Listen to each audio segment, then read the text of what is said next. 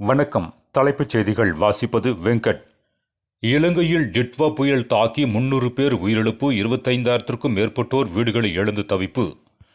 Delhi Sengottai car குண்டுவெடிப்பு வழக்கில் கைது செய்யப்பட்ட அல்பலா பல்கலைக்கழக நிறுவனர் ஜவாத் அகமது சித்திக்கை 14 நாள் நீதிமன்ற காவலில் வைக்க டெல்லி நீதிமன்றம் உத்தரவிட்டுள்ளது.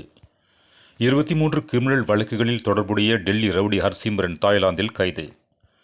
நாடாளுமன்றத்தில் பிரச்சனைகளை பற்றி பேசுவதும் எழுப்புவதும் நாடகமல்ல. பிரதமர் நரேந்திர மோடிக்கு பிரியங்கா காந்தி எம்பி பதிலடி.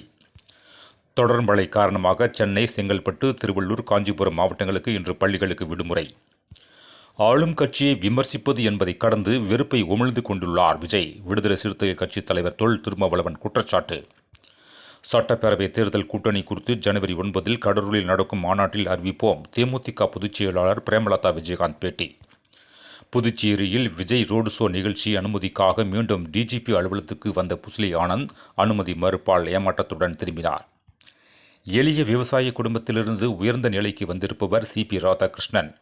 மாநிலங்களவையில் பேசிய பிரதமர் நரேந்திர மோடி புகழாரம். அதிமுகவை மகன், மைத்துனர், சகோலை என குடும்ப கட்சியாக எடப்பாடி பழனிசாமி மாற்றியுள்ளார். அமமுக பொதுச் செயலாளர் டிடிவி தினகரன் காட்டமாக விமர்சனம்.